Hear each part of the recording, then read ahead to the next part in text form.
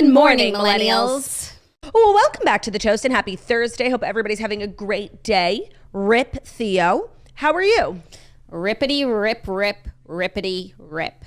Wait, can we talk about something? Rip, rip, rip, rip, rip, rip, rip.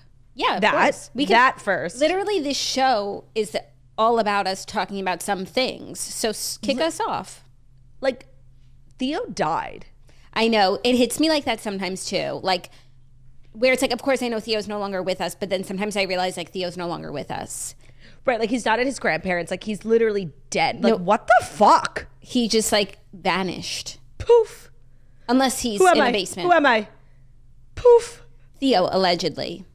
Yeah, unless he's a sex slave in someone's basement. Sex slave Dora. Sex slave Dora. Now, I've made peace. Like, I realized, like, those were hallucinations. Like, that was my denial phase. Totally. Yeah. But actually, a lot of people message me, like people who have lost someone, like humans, dogs, and they're like, we have this running joke in my family because we never saw, our grandmother's body, that like she's literally still alive. Like that. Okay, I'm glad I wasn't the only one who had that insane irrational fear. Yeah, no, I think that's real. You've got to see the body. You've got to get confirmation. I know. You've got to literally do a pulse check. So now I know the next time, God forbid, chas v'shalom, b'lein hara, like I lose someone, I got to do triple checks. Yeah. Just a little, and actually I learned how to take someone's pulse. I feel like people just like put their fingers on their necks and I'm like, you're not feeling, like I never could figure it out. Mm-hmm. And then not recently, like a couple of years ago, I went to a wedding. It was like in a ski town. So we were on this gondola and I was on the gondola with another wedding guest who was a cardiologist. And he just like, I told him I was like freaking out like about the gondola and he took my pulse. I'm like, hey, how do you do that? And I figured it out now. It's actually much easier on the wrist. Let's take my pulse. Oh wait, I lost it. I always forget to breathe when I take my pulse. No, but still, you should have a pulse even when you're holding your breath. Okay, I feel it. Oh, it's kind of weird. I don't like it. It is weird. I don't feel mine. Uh-oh. 2 fingers on your wrist, like a little bit lower than you would think. Yeah. I've got some. Turdy. She's dead. Oh no. Call an ambulance. Call an ambulance. You find it? It's also hard to listen to someone talking. A fun fact about me is that I have a very low pulse. Like, yeah, when I go to the doctor, like it's low. Dr. Fox called it a runner's pulse. Are you a runner? She's a runner. She's a track giving star. Runner. But I feel that way. I feel like I don't breathe unless it's completely necessary. You don't breathe unless told to. I don't take extraneous breaths. Like Ben takes extraneous breaths. I mean, that's putting it mildly. Like I think Ben breathes double the amount that I breathe. It's like one of the meanest things you could say to someone. Really? Why? But yeah, it's not. I know what you're saying, but like the implication is that it's just like this gorilla. Like the thing is, though, he's like svelte now, and it's still true. So it's really not a weight thing. Wait, speaking of Ben, I had my ski lesson yesterday. I know. And speaking of Ben, it's because if you watch my vlog on Patreon, I really could not find anyone to come with me, and I was just like nervous about driving there by myself, parking, filming, vlogging, and learning to ski all at the same time. Mm-hmm. So Ben did take me and he waited in the car, which was so nice. The vlog was amazing. I don't want to spoil anything, but I vlogged my whole experience yesterday driving out to New Jersey for a ski lesson. It's on Patreon at patreon.com/toast. But I want to talk about the ski lesson because what I did was shred some gnar. I was incredible. Now, let me tell you, skiing is so hard. Yeah. And I did it. They just kind of like, the best way to learn is sort of like baptism by fire. Like they just kind of send you down. Yeah. And I didn't really know. And it's like you learn slowly. Like I thought you just ski, you like squat and you go. Like you just go straight. But if you do that, like you go so fucking fast. That's like what ski racers do. If you want to slow it down, you got to cut it up. It's like boom, boom, boom, boom. So I was learning that slowly over time. But there was 1 minute, there was one run where they just essentially throw you down. I would pay $10 million to have watched myself on that thing. Like, Jackie, I was screaming. The fact that I didn't fall is a miracle. I was screaming, Ethan. He was my instructor. He was amazing. Ethan, greater than. Ethan greater than. I got the best possible instructor, and he was so down to be in my vlog, which was so nice. And he had like kind of the star. charisma, personality, and he was a really great instructor as seen in Trudy's New Skills. Also, I feel like other people should go take ski lessons at this mall. So what's so funny is one of my best friends, Margot, she is not a skier. But she went skiing like a couple of years ago with her in-laws, and she also took a lesson before, and she texted me, she's like, wait, are you going to the American Dream Mall? That's what I did. I'm like, oh yeah. Honestly, everyone should do it before going on a trip, because I have taken a lesson on a mountain. It's such chaos. And if you're going with a group of people like I was, like nobody wants to wait with me with my lesson, and then I'm all alone. Like it kind of sucks. So preparing before, now of course indoor skiing is not the same as outdoor skiing. And the big run quote that I did is, I think probably 1/10 of an actual trail, whatever you call it. Yeah. But, and that's kind of what's freaking me out is like, okay, I would go down this run and it would take like 30 seconds, but a real run is what, 10 minutes? Yeah, well, the thing is, the hardest part of skiing, I think, once you know how to ski, is when you're not on a run. It's walking over to the chairlift. It's waiting online and shuffling up and using your sticks and navigating and then getting on the chairlift, which I don't want to spoil your video, but the chairlift, imagine chairlift going up an actual Jackie, mountain. the chairlift is the most horrible place on the planet. I know. It's really not pleasant. But there are some chairlifts. A lot of them, especially the runs that we do, are bare bones chairlifts, like what you did, 1 bar. Great. But there are some chairlifts, especially where we're going to ski, where it's enclosed and it's a little more humane. Ethan was telling me about that, and then he was showing me pictures of the gondola he went on in Alaska. He's kind of like a big time skier. You have to be if you're teaching ski lessons. Yeah. So do I feel prepared? No. Am I more prepared? Yes. I might still do one more lesson when we get there. Like, yeah, you should, or take the instructor with us. That's the thing. I just want to have someone with me because I felt so much peace. I'm like, Ethan, please just stay close to me. Yeah. Because there was one time when like I literally almost died and he like helped me slow down. Having like a professional nearby, even if I don't like touch them, just knowing that they're there, I think would bring me a lot of peace. Yeah, you should do that. And that way we can all meet like at the bottom of, we're not all having to go at the same speed, but we actually meet incrementally throughout the run. We don't all just meet at the bottom. Like we'll stop at a certain area. I told Ben like he's not allowed to leave my side. I think being alone on the mountain is the scariest part. Of course. We've never, when I ski with Ben and Margot, none of us are ever alone on the mountain for more than like 3 minutes. And then like there's at the end of a hill, like we wait for each other and then we continue going. We should just like kind of be tethered to each other, which I know is like so dangerous. Also so unsafe. Yeah. That's no, but then, you know, you just think about like skiing is so unnecessary. Like people die skiing. Like why are we doing this? For the thrill of it. I know, but we're not thrill-seeking individuals. No, and the way that we ski is not that thrilling. We only do green runs and we take it at our own pace. It's very leisurely, but it's pleasant. It's to be out in nature, you know, to be working your body. It's like working out while also taking in the great outdoors. So we don't really do it for the thrill, but we also don't really ski in a way that's like really unsafe. Competitive.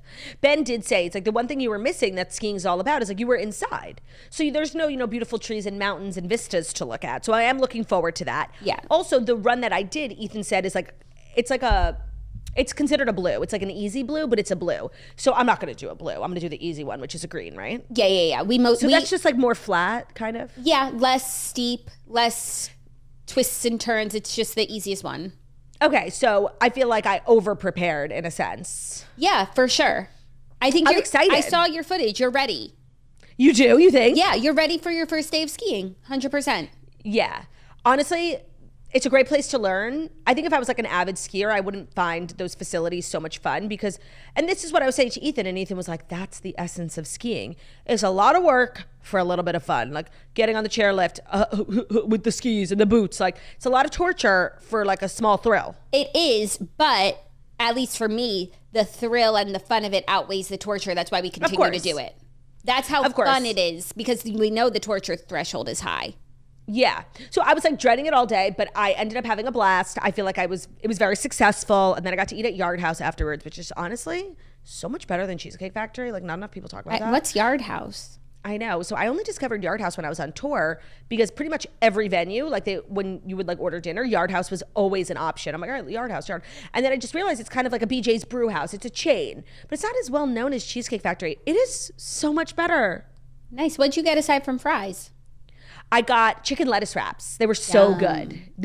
And Ben got ahi tuna taco nachos. Yum. Like, yeah, it was so good. And it was happy hour. So we got like so many appetizers, some Diet Cokes, and it was like $33. Yum. Well, I was also watching your vlog, and it was making me a little bit sad about this mall because it's like someone somewhere decided we're going to spend all this money so that people like get out there and have fun and do activities and like live. And nobody. This mall was built outside of the city a few years ago. They built it, and they did not come. And it's sad. It's like, okay, so you could sit on your phone all day? Like, go to the mall, go ski, go to the water park. Like, they're trying to make real fun activities for people, and the people said, no, thank you. There is a mall that's a few years old. Some company spent $1 billion building this mall. It's like Mr. Beast filmed a video there.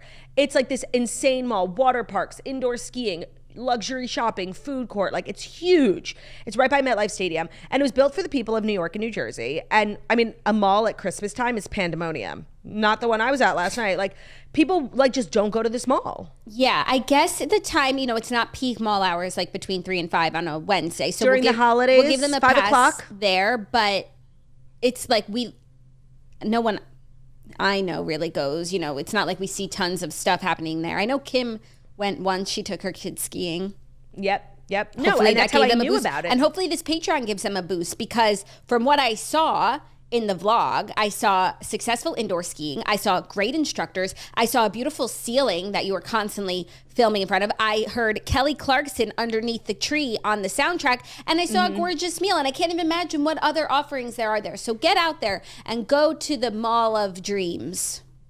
American Dream Mall. American Dream Mall. And a gorgeous name. I had a blast. Like, no complaints. Parking was $5 for a couple of hours, which was pretty reasonable. Like, it was good stuff. And what town is it in? East Rutherford. It's right next to MetLife Stadium, where the Jets, Giants, and Taylor Swift play. It's not that far. If you can get to a Jets game, you can get to the mall. Aaron Rodgers should go to the mall. If you can see the Nidge, you could see the Adam. You could see the Adam for sure. Adam greater than Nidge? Something to think about.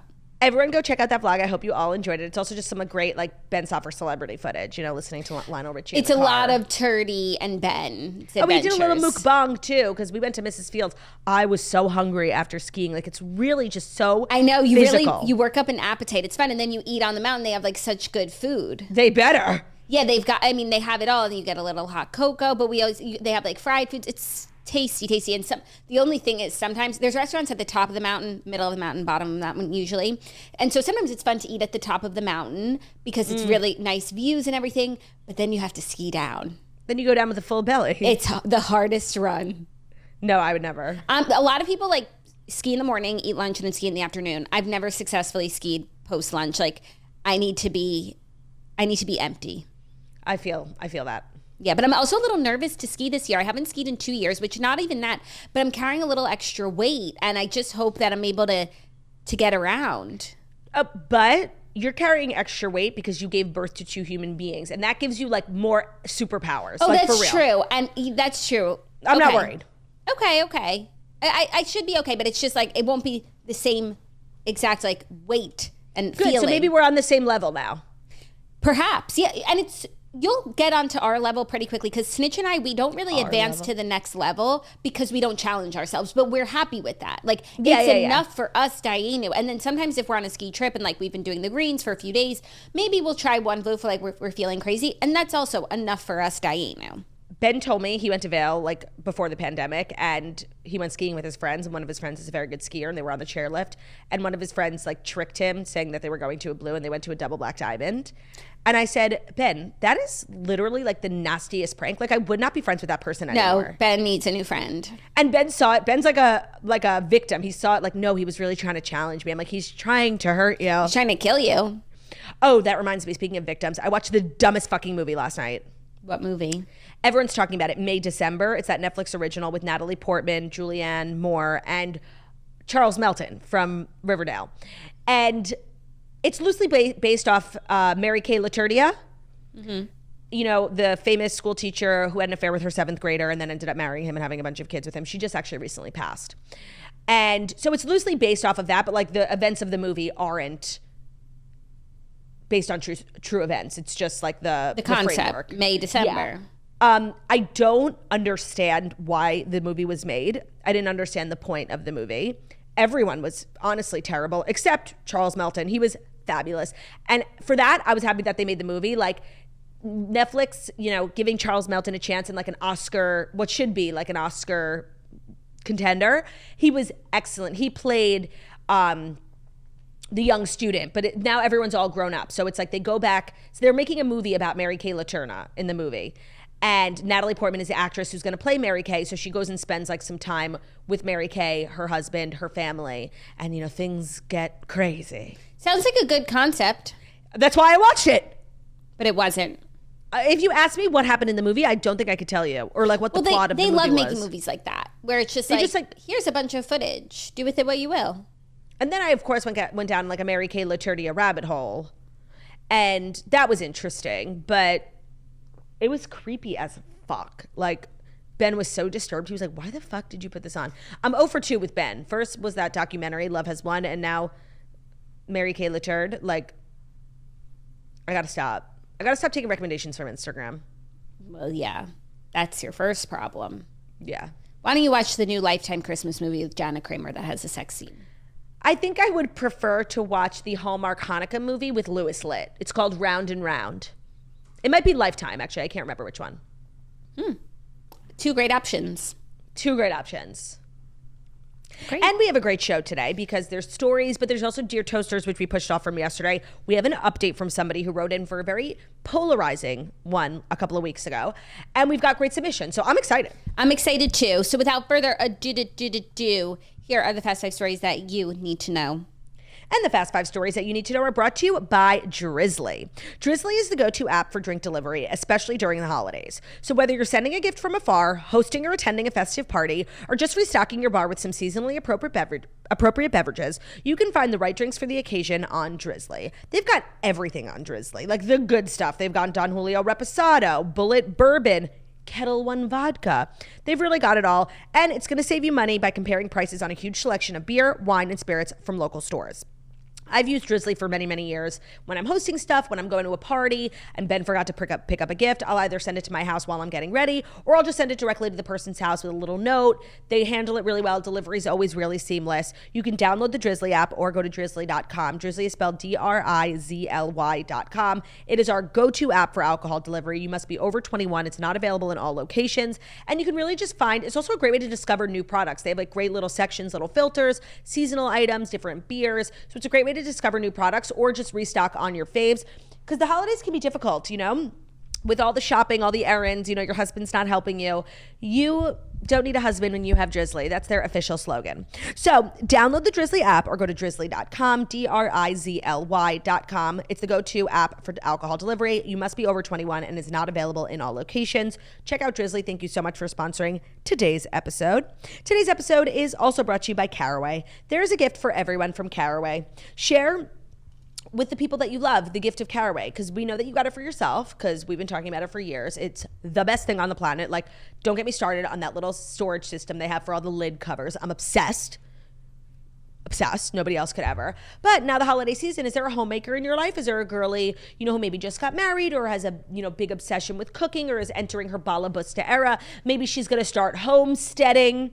Caraway is the product for the homesteaders. The holidays are closer than ever, so make sure you order to get their gift or yours underneath the tree in time. So why Caraway is different is that their products are non-toxic. They're made without any toxic materials like PFAs, PTFE, PFOA, or any other hard to pronounce chemicals. It's easy cooking also. The ceramics naturally slick surface means that minimal oil or butter is required for slide off the pan eggs and easy cleaning.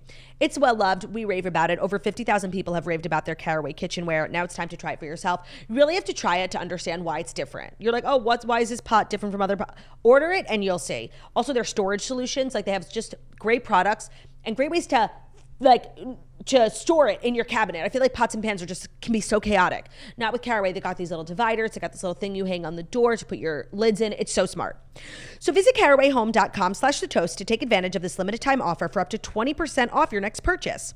This deal is exclusive for toasters. It will not last long. So visit carawayhome.com/thetoast to get new kitchenware before the holidays. Caraway, non-toxic cookware made modern. Today's episode is also brought to you by Legacy Box, the simple and safe way to reclaim all the priceless footage that you haven't seen in years. You can get your family's videotapes, camcorder reels, photos. You can get them all digitized and converted for just $9, and photos can be professionally scanned for as low as 7 cents each, which is 76% less than what other brands charge. I just had a fabulous experience with Legacy Box because we found my bat mitzvah tape. It was a VHS tape because I'm old as hell. And we obviously had no clue how to like watch it. Sent it to Legacy Box. The process was so easy. We've used Legacy Box before, but this was like really special because I was so unbelievably beautiful at my bat mitzvah. I had side bangs and I wore a yellow dress from YSL. And I just felt like that moment needed to be preserved. Of course, me becoming a woman, but also the beauty of my youth. Like it really needed to be captured. Legacy Box was fabulous. It's really simple and it's safe. It's the safest way to digitize your treasured videotapes, film reels, and photos. Everything they do is done by hand. It's done right in the US, and you can convert your media to digital copies that will always be protected from floods, mold, or even the decay of time. The process is so easy. Send in your Legacy Box filled with the old tapes. Their team will professionally digitize everything by hand, and you'll get it back on the cloud or a thumb drive along with your originals. After 10 years in business, Legacy Box is the world's largest digitizer. They've helped over 1 million families relive their family memories.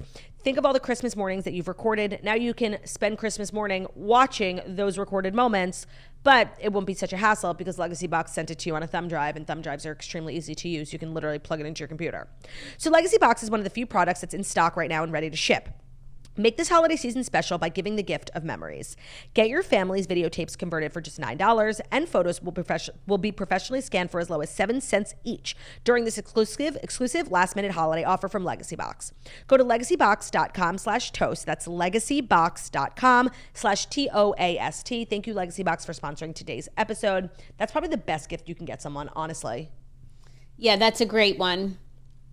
All right, Thank you, Lex. You're Our welcome. first story, Taylor Swift celebrated her 34th birthday last night at a little party alongside Blake Lively and friends.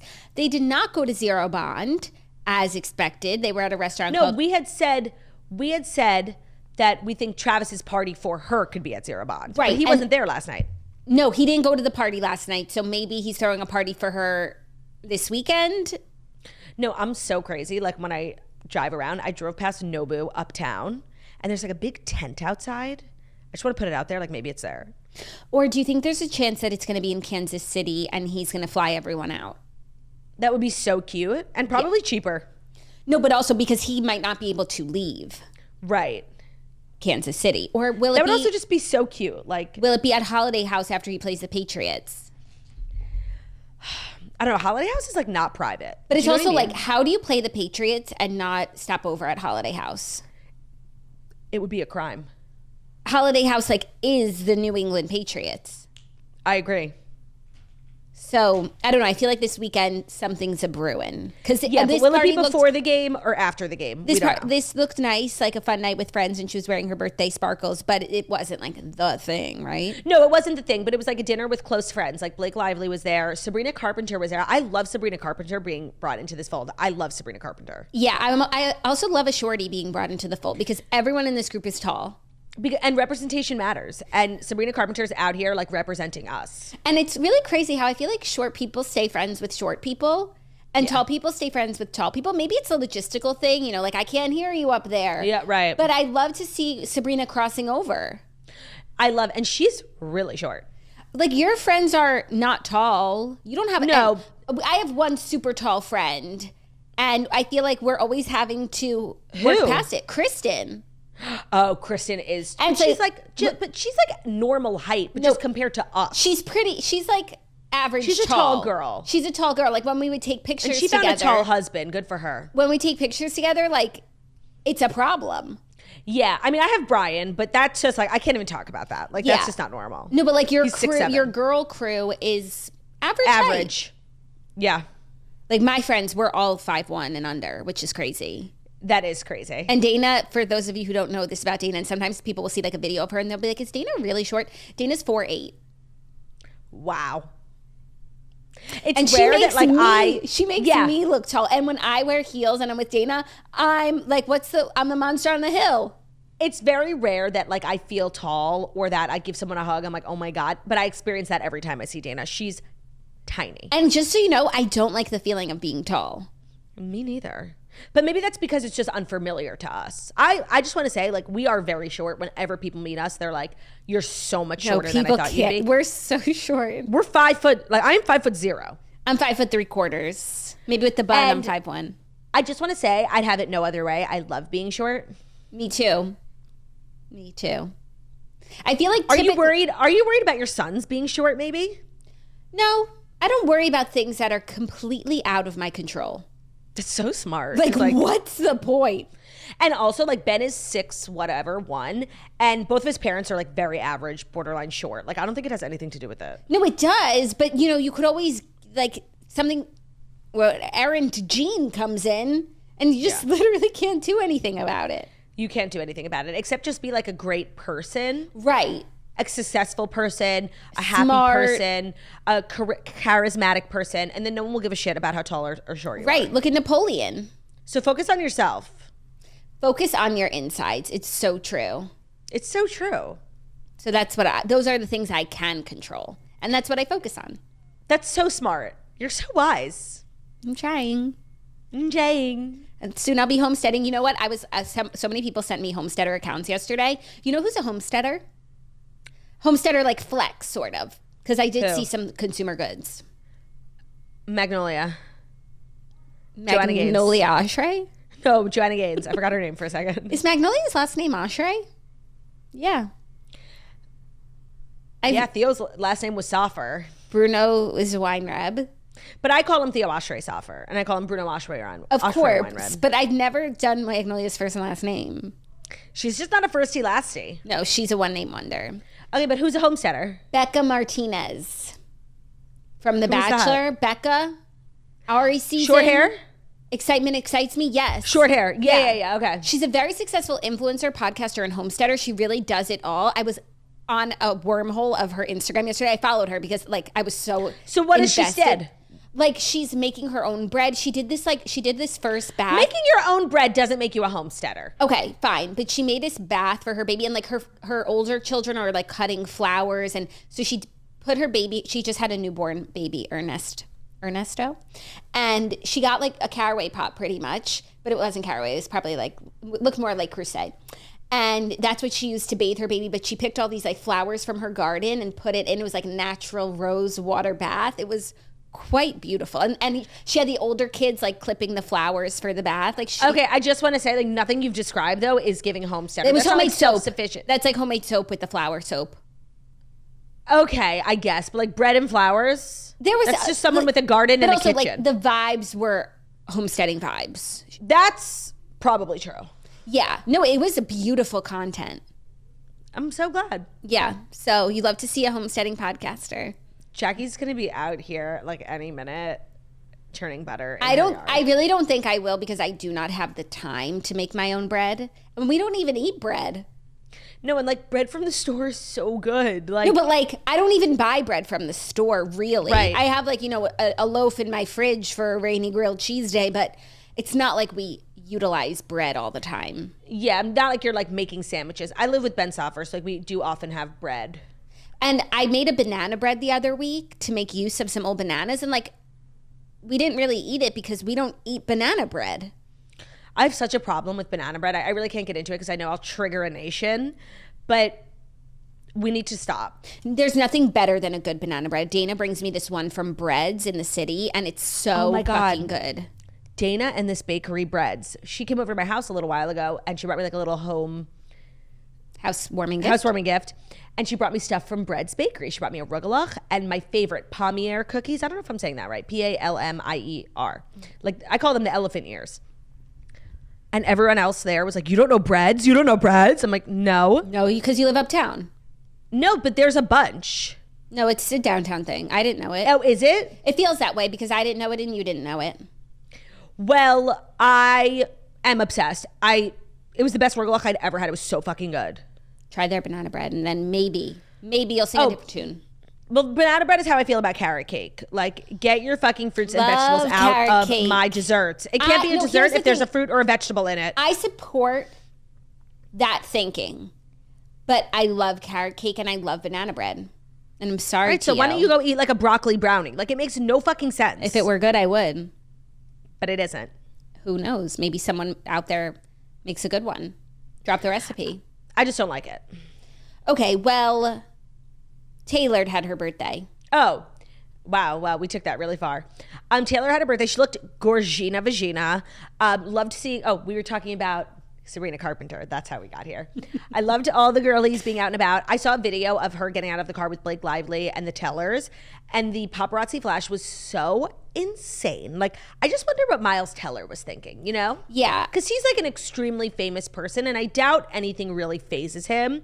But I was thinking, I'm like, even this must be wild. Yeah. I'm surprised he Because doesn't it was wear also more dark out. sunglasses because that would really hurt my eyes. But I have sensitive eyes. Yeah, no, I was just like, how do you see what's in front of you? No, you like don't. It's a lot. Yeah. Okay, well, I'm waiting for the big party.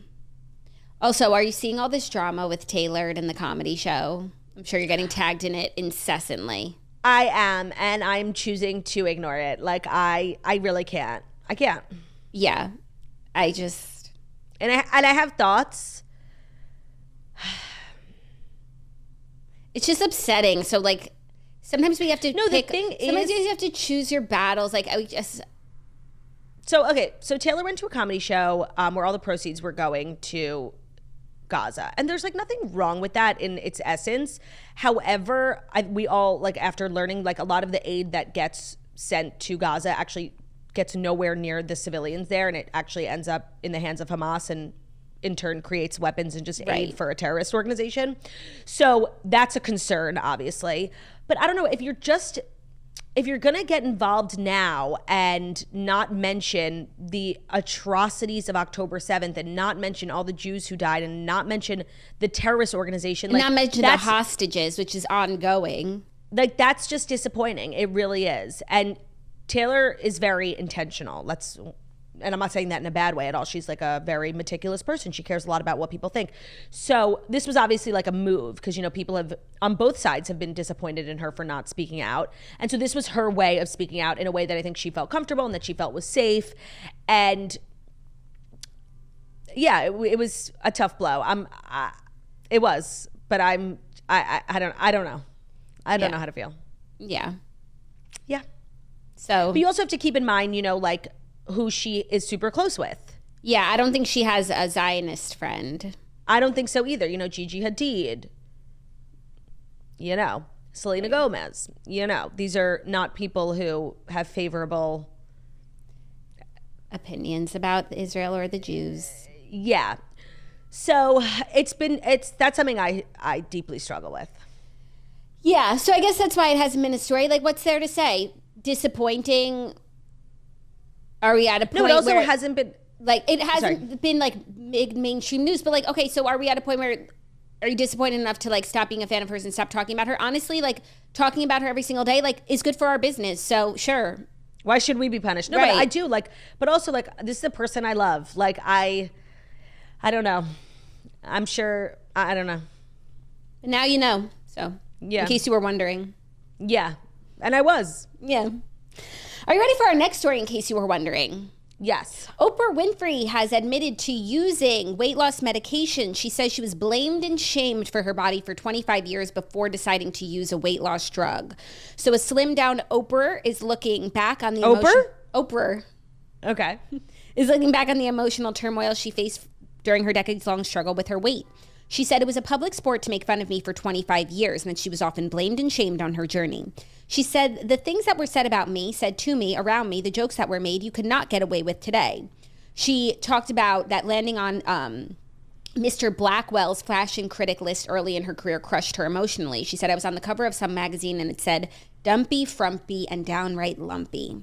Ooh. I just accepted that as that's what it is. And I didn't feel angry. I felt sad. I felt hurt. I felt shame. But it didn't occur to me that I could even feel angry. She said, I swallowed the shame and I accepted that it was my fault. Now, in her People cover story, she's admitting to using a weight loss drug, not only to help her lose weight, but also to assist in maintaining her figure. Mm-hmm. She said, the fact that there's a medically approved prescription for managing weight and staying healthier in my lifetime feels like relief, like redemption, like a gift, and not something to hide behind and once again be ridiculed for. I'm absolutely done with the shaming from other people and particularly myself. That's my queen right there. We were talking about this. I think you weren't on the episode. I think I hosted with Taylor Strecker. And Oprah was asked about these medications, and she gave just sort of like an evasive answer. And we were saying how like we need like a face of Ozempic. Like we need, and Oprah being like the spokesperson, obsessed. Like we needed Oprah. Yeah, but I feel like she didn't say which drug she's on, whether like that's okay. Oh, when I say Ozempic, I'm sorry. I mean just the needles, like in general. She didn't even say she didn't say that that's what it is. I mean, we can all glean that is what it is. But someone had said that like Weight Watchers bought. So yes, this is also like a business thing for Oprah. Oprah is like a majority owner of Weight Watchers, and maybe a year or two ago, Weight Watchers bought like a telehealth company that prescribes weight loss drugs. So it's all, synergy. Well, which I love that. And maybe she's like waiting to drop the name until the ink is signed. But I do think these drugs should be more accessible for people, more affordable for people. Yep. And I hope that's what her MO is here. Me too. I completely agree.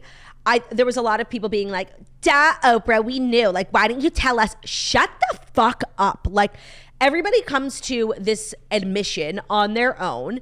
Everyone's journey is their own. I'm sure Oprah wanted to be like, will this even work for me? Like, it takes time.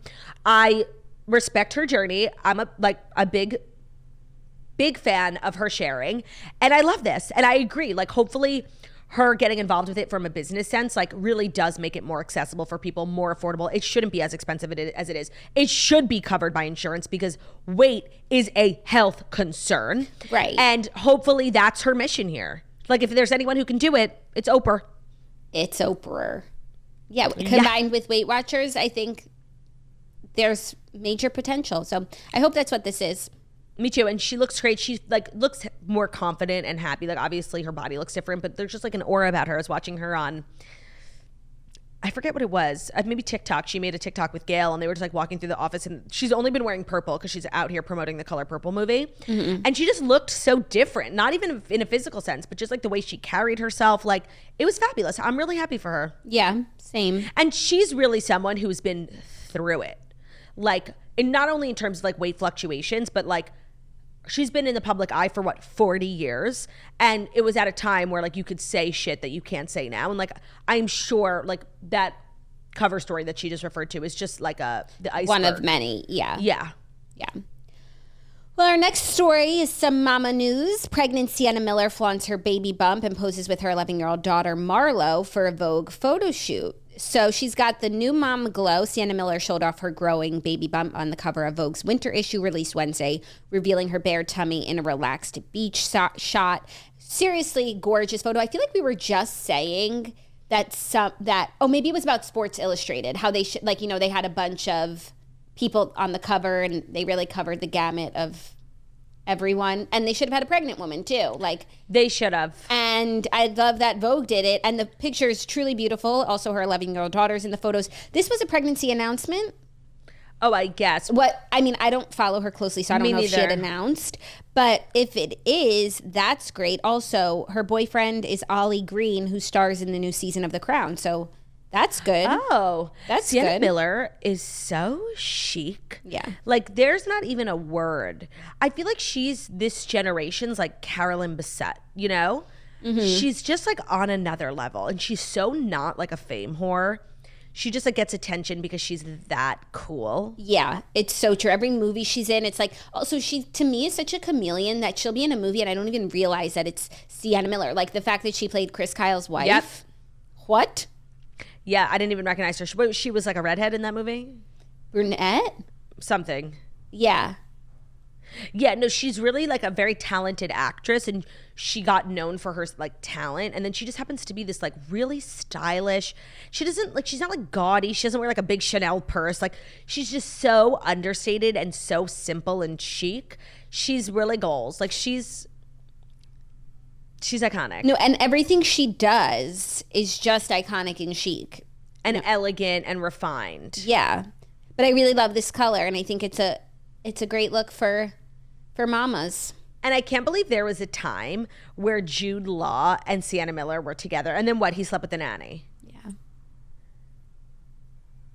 Like, because to me, that coupling, Like they might as well be brother and sister. Like that's how perfect and similar they are. Yeah, but I also just like, they don't shock me that they were together because like I didn't think I knew them separately until I knew them together. But the way that you feel about that is like how I feel about like now Victoria Beckham and David Beckham. Like, yes. Wow. Couldn't have written it any better.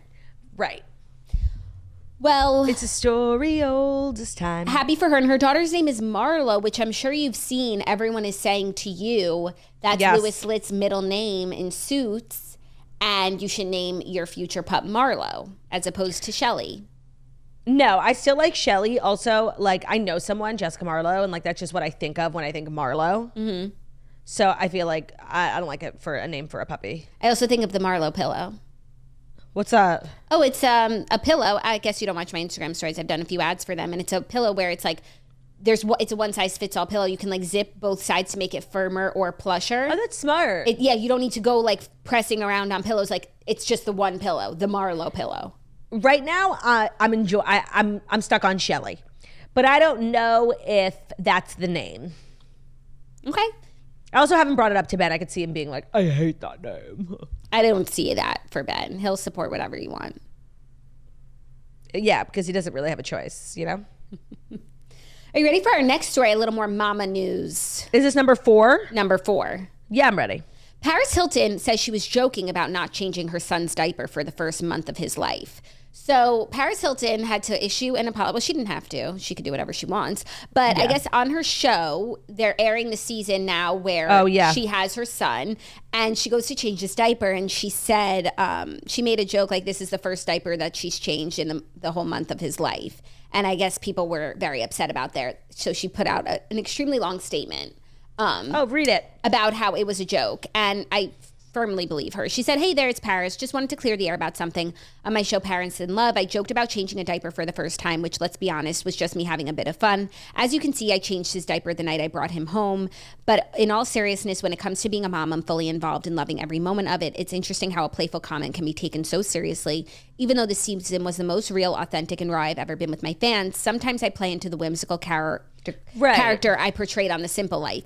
It's a role that's hard to shake off completely. While I love a good laugh, I also believe in being real and responsible, especially as a parent. Let's remember to find the humor in life, but also to cherish and respect the real moments. Thanks for understanding."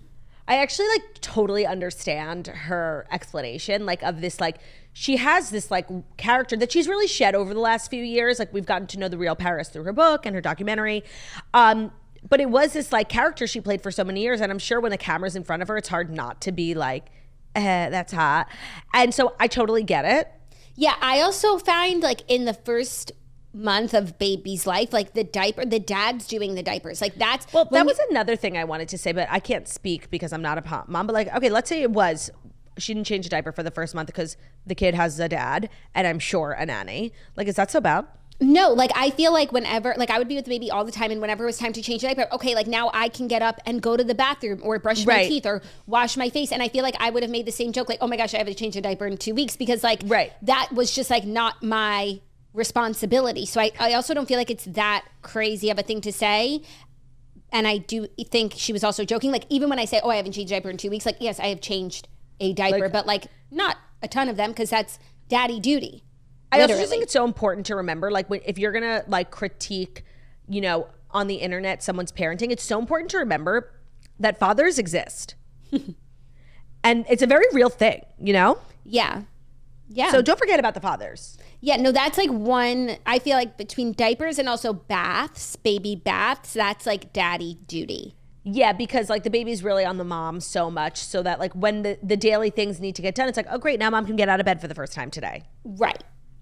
That's what we're saying. And also not the case in Paris' situation because she had a surrogate, but for a lot of women, we are healing. So my back is broken. I don't want to stand over the changing table. Your back, your vagina. No, but to change the first few weeks of changing diapers, my back, also that's from giving birth, but also from breastfeeding. And epidural, right? Yeah, but I think it's more so it's the whole thing. So painful to stand over and change, to stand and do the bath.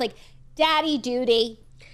Daddy literal duty. Literal duty. Yeah, no, don't forget about the dads. Yeah, they sleep on real. Them.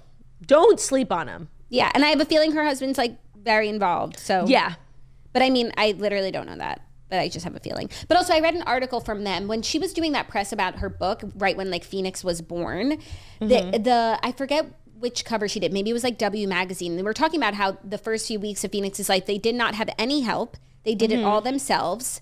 Like, where is that? Right. So, but I respect her explanation because it actually makes sense. Yeah, and I'm sure like her seeing like people clowning on her for being like, she's not a present mother, like that hurts. And it's like, oh shit, okay, let me explain to you fools. Yeah. Let me explain to you fools. Fools. Are you ready for our fifth and final story? That is brought to you by the State Farm Personal Price Plan, perchance? Yes. The State Farm Personal Price Plan helps you create an affordable price just for you. The plan's all about being personal to you and your needs. That means you get the coverage you want, a policy that helps cover what's important to you, and an affordable price just for you. Because after all, life is just better when you can personalize your experiences. So think about it like this. From your go-to coffee order to your favorite pair of sweatpants, we know that you love to personalize your entire day just like we do. Insurance is so personal. Like, I feel like I say this every day, but you guys aren't listening. Insurance is so personal. So many things in life are personal, but insurance, I mean, take a look at Jackie and I. We are two girls who couldn't be more similar. We've essentially had the same life experience, but even our insurance needs could not be more different. You know, we live in different states.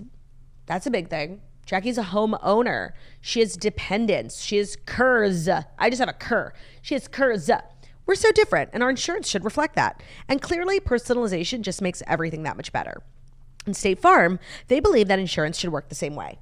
Your plan, your coverage, your selections can all be personalized to you. So like a good neighbor, State Farm is there. Prices vary by state. Options selected by customer availability and eligibility may vary. Like a good neighbor, State Farm is there. Like a good neighbor, State Farm is there. Like a good neighbor, Turdy is there. Like a good turdy, State Farm is there. That's better. State Farm, free idea. That one's for you. Today's episode is also brought to you by Squarespace, the all-in-one website platform for entrepreneurs to stand out and succeed online. Whether you're just starting out or managing a growing brand, Squarespace makes it easy to create a beautiful website, engage with your audience, and sell anything, from products to content to time, all in one place, all on your terms. So whatever your reasoning might be for wanting to start a website, there is never a bad time. It's never too late. So get started with Squarespace. So you could say, Turdy, I don't need a website. Really? You do. There's a million reasons. Or, if, are you an artist, a graphic designer, a videographer, a photographer? You want to showcase your work online, have a great digital portfolio so you can book bookings. You can do that with Squarespace. You can create an asset library where you can upload, organize, and access all your content from one place. With the new asset library, you're able to manage all your files from one central hub and then use them across the Squarespace platform. If you work in e-commerce, you want to start a side business, like a little side site, you can sell custom merch, you create an online store. They have really flexible website templates, so get started with one of their professional website templates with designs for every category and use case. Then customize your look, update your content, and add features that fit your unique needs. The best part, I think, about Squarespace is that if you have an e-commerce website or you sell things online like merch or trinkets, whatever it might be, but then you also want to sell in person, they have a point of sale where you can sell in person by connecting a Square Reader to the Squarespace app, and you'll be able to keep all your orders, inventory, and customer data in sync with your online store. So head to squarespace.com for a free trial, and when you're ready to launch, go to squarespace.com/toast to save 10% off your first purchase of a website or a domain. That's squarespace.com/toast to save 10% off your first purchase of a website or a domain. Today's episode is also brought to you by Wella Professionals.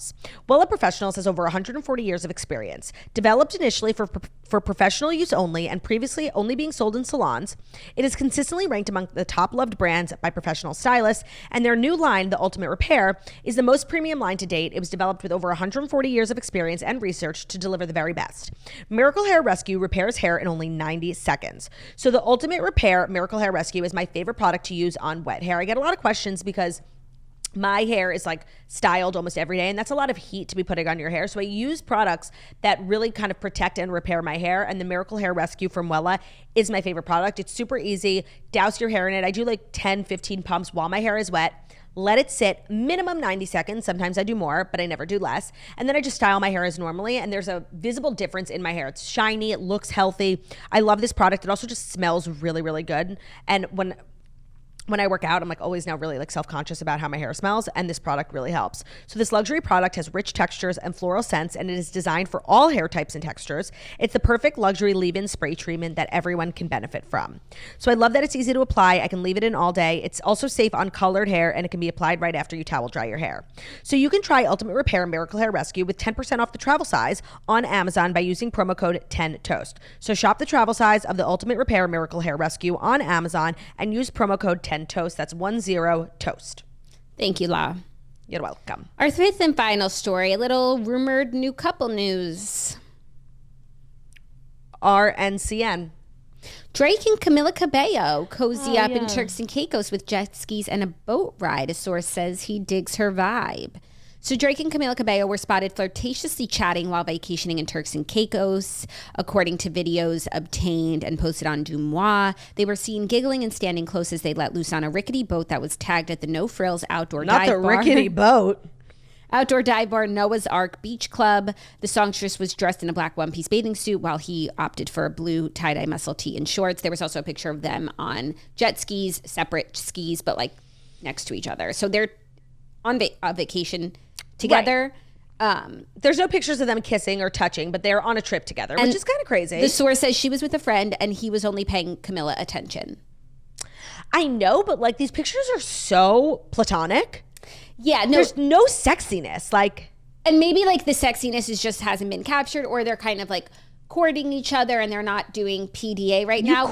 You court someone by taking them on vacation? Celebrities are just different from us. They are, but like I feel like for any human being, like when you go on vacation, it's because like you already have a connection with someone, you know? Yeah, I'm gonna need a little more to believe this is what I'm saying, even though yes, technically it's like right in front of me and they're together on vacation. I know, but historically, like celebrities on yachts, like that's where we've gotten like iconic sexy photos. Of course, who remembers Harry and Kendall laying on that yacht? Like I feel like vacation is where you're very sexy and touchy and in the ocean and you're in a bathing suit and you're naked. Like, I don't know. It's giving Friends. As stated, it was a rickety boat that they were on. Like, I'm watching the video, and it's not like a yacht we're lounging and we're just like lost in each other. They're like on a party boat sort of thing. That's not the vibe. A booze cruise. It's a booze cruise, literally. So they're just like talking and having, doing their courtship. I think if there's touchy-feeliness, if there is, it's happening later or before. I just need more. That's all I'll say. I agree. But let's talk about the potential coupling and what our thoughts would be. I feel like how old is she? She's 26 and he's 37. Appropriate. I like that. I like it. I feel like he dates younger. I feel like he doesn't really date like famous people. Of course, we know Rihanna, but I feel like every girl he's like spotted with or it's always like someone on like an Instagram model or not a star per se. Yeah, so I like this. I like it too. I hope it's true. He deserves love. Can we talk about Camila Cabello's friendship with Taylor Swift? Like, where did that go? I'm sure it's just lying dormant. I don't think there's beef. I think just Camila's, hard to pin down. Really? Yeah. I don't. Like, where does she live? LA. Does she? For sure. I don't know. I feel like she just kind of does her own thing. I know she lives in LA, but half her heart is in Havana. Ooh, na, na. Yeah, I just feel like she's taking some Camila time. Okay. And she's not like in Drake New York and Taylor City Swift pounding the pavement with Taylor. But Drake and Taylor are close. So like this, maybe she set them up. Yeah, I think it's all good. Like I think just Camila like sometimes makes herself scarce. And then other times, like she's inescapable. She has every song on the radio is Camila Cabello. Like, I think she comes in waves. She does come in waves. There was a time where like you could not get away from Camila Cabello. And her music is just pervasive. Like when she chooses to engage with the world. And I feel like sometimes she just likes to, honestly, I feel like she kind of has a healthy balance. I feel like maybe she's Meredith Marksing and disengaging. For now. So I would ship if there is a ship that's not a rickety boat. It's also just so interesting the highs and lows almost, because I was thinking the other day about Shawn Mendes, how like there was a time where he was like the biggest star in the world and he's still super famous, but like where in the world is Shawn Mendes? Maybe like his aforementioned love, he comes in waves. Yeah. Which I think is good take time for yourself. Don't always be like promoting, touring, writing, singing. Like, take your time. That's how you burn out. Enjoy your life. Enjoy the spoils of everything that you've worked for. Yeah, actually just was watching this video of Sia. She did Zane Lowe, and he was like, what else do you want to do? And she was like, honestly, like nothing. Like, I've won Grammys. I've met Beyonce. Like, I've worked with everyone. Like, what's with this like insatiable hunger? Like, I'm good. I've gotten to take my parents all around the world. It was so refreshingly healthy. Yeah. And I was like, yeah. And you know what? That's what I see. Like, Sia's not always doing the most, everywhere, number one, but she just is popular because of her talent, and like that's enough for her. And it was honestly so refreshing, like outside of this like insane hustle culture. Yeah, and she's another one where when she puts out an album, like all her songs are everywhere on the radio, and that's great. And then sometimes we don't hear from her because she's enjoying that success. When she puts out music, she's not like on the Today Show, GMA, everywhere. Like, she just puts it out, promotes it a little bit. Well, she's different from any other artist because she's in it for like the love of the music. Like, she could just write songs, put them out, and we literally don't even see her. She's Hannah Montana, so she's not like everyone else, but I do think it's a really healthy mentality that others should try and emulate. But I also think that's something that's innate. You know, you can't teach someone that. No, and some people who are always hungry and striving for the next thing will always feel that way, and it will never be enough for them, and it's sad. Sometimes, but sometimes you learn that lesson the hard way. Yeah, because then you look back on the times when you thought you didn't have enough, and you're like, if only I could get back to that. Exactly. But then the people who are always like striving and wanting to achieve can accomplish really great things that maybe the people who are like, this is enough for me, Dianu, don't. Yes. There's two sides to every coin is what we're saying. And what we're also saying is that those were the fast five, but we're far from done because we have Dear Toasters, our weekly advice segment. So once a week, we will take 3 submissions from the girlies who need help from us. And if you want to submit, you can do so in one of 2 ways. You can go to thetoastpodcast.com, scroll down a little bit. There's a little submission box. It's totally anonymous. Try and keep it brief. If you've written us in and we haven't read it, it might be too long. And then you can also email us, deartoasters@gmail.com. We'll keep it anonymous, of course. So our first one.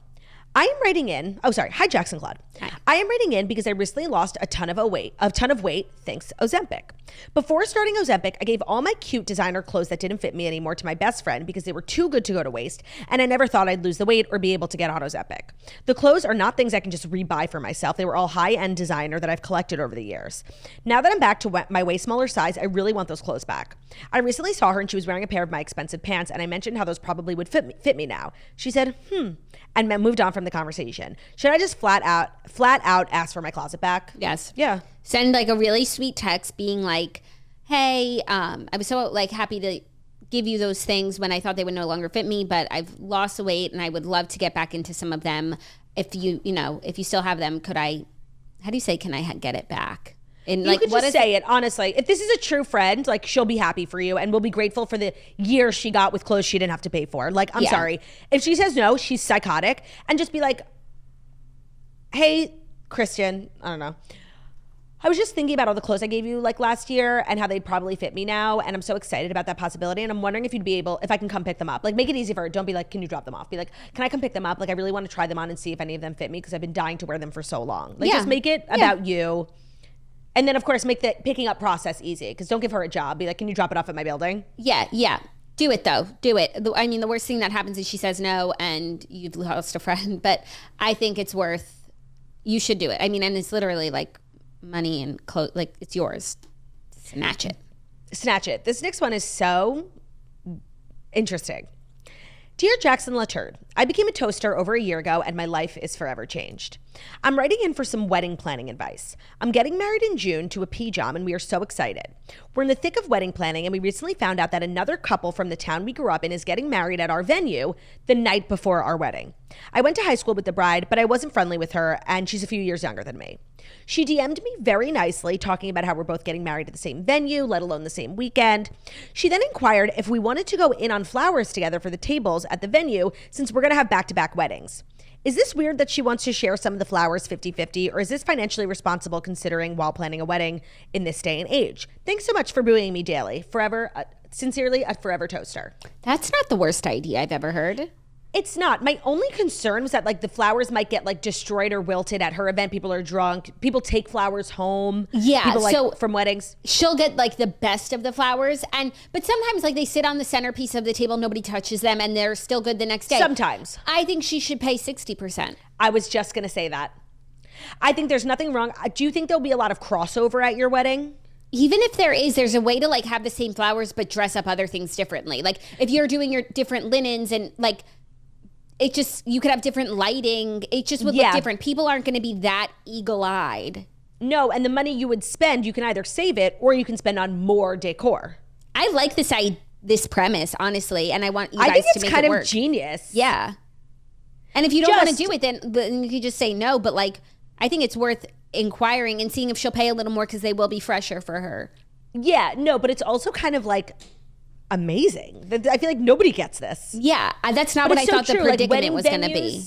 Wedding venues on Saturday, they bring in all this stuff, gone by Saturday night. Sunday, all this stuff. It's so wasteful. So if you happen to know the person, it's kind of... No, you guys are kind of turning the industry on its head. Yeah. This could be like a really good business idea for like people who connect people in towns who are having like weddings back to back. Yeah, but I agree that you should pay a little bit less because you're getting it second and you never know. I mean, I see like, always at weddings, like the old lady leaving with 3 centerpieces in her car. Like, okay. Yeah, you never know. And you have to be prepared for that. But if you just save 60% on your flowers, then okay, I could live with that. I think this is major. Yeah. I think you should do it. Innovative. I have one more and then I'll do because this one's just like a short Dear Toasters and it's so funny. Longtime listener, first time emailer. Important question for you both. What position are we reading in? Is there some sort of magic reading pillow or couch that I am missing? I know you're both slaying the Goodreads goals, so you must have found a comfortable position. Signed, a toaster with a sore neck. It's a good question. Oh, my neck isn't sore, it's my hands. It definitely is hard to get a good position. What I've recently been doing, because I have a big Kindle, is I lay in bed on my back with my pillows like up on my neck. I put my legs up. My knees are like this. And then I lay the Kindle on my knees. Oh, that's okay. Sometimes, if I'm reading like not under the covers, I'll sit up. I actually sometimes put my nursing pillow on my lap, so it's like a rest for my Kindle and my hands. It's my wrists that hurt the most, not my neck. And then a lot of times I read like with the lights off under the covers, and I'm on my side, and then I switch sides. I'm on my side a lot too when I read, and I think that's helpful. Yeah. But can we talk about how unbelievably torturous it is to read a physical book? Like, especially if you're at the way beginning or the way end, like with the way the pages lay flat. Like, I'm always like breaking the neck of my book so it like lays even. It's so annoying. Kindle.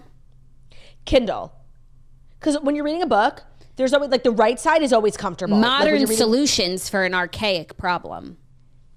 You said it. That would be funny if that was our title today. Inverse, yeah. Of 2 days ago. Our third and final Dear Toasters is an update. So I'm going to read her original submission.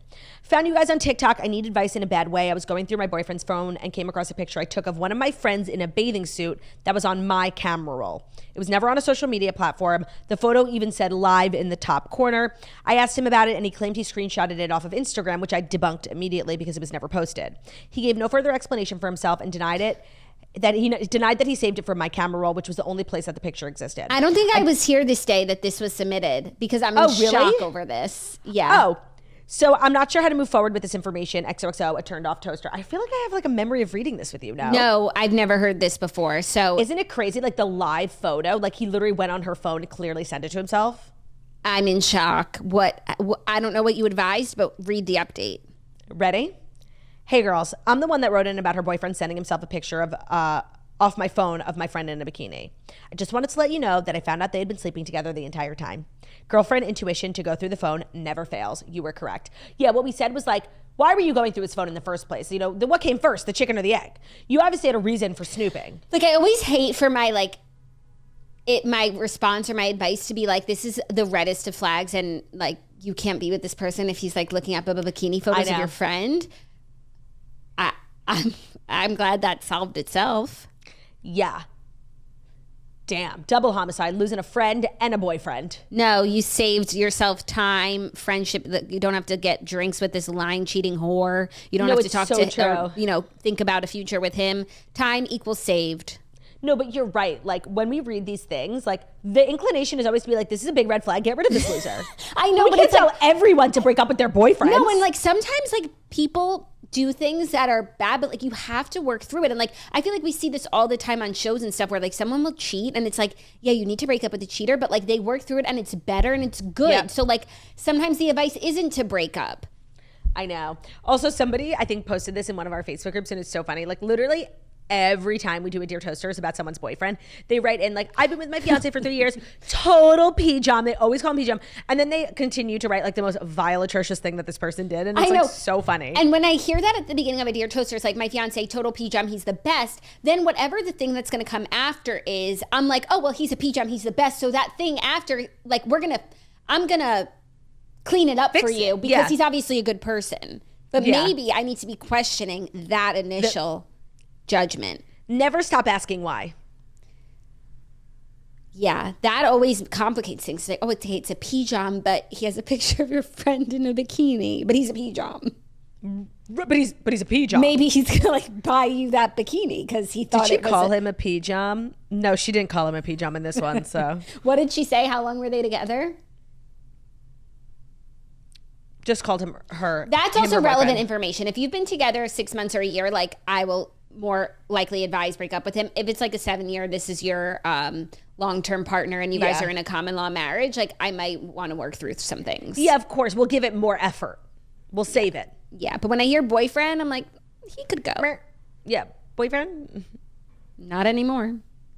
So that's Dear Toasters. Don't forget to submit your submission at deartoasters@gmail.com or head over to thetoastpodcast.com. This was our second to last episode of the week. Tomorrow's episode second to last episode of the year. Of the year. Don't miss it. Tomorrow's going to be sad, emotional, reflective. Final. So thank you guys so much for listening to The Toast, the Millennial Morning Show, where we deliver the fast 5 stories that you need to know every Monday through Friday on YouTube. So if you're watching this on YouTube, please feel free to subscribe and give this video a thumbs up. We're also available as a podcast anywhere podcasts can be found. So at Spotify, iTunes, Stitcher, Public Radio, iHeartRadio, CastBox, all the places. Wherever you listen to podcasts, find us at Toast, leave a 5-star review about how beautiful, stunning, and wickedly talented we are. Hope you guys have an amazing day. We'll see you tomorrow for Friday. Gotta get down on Friday. Love ya. Bye. Love ya. Bye.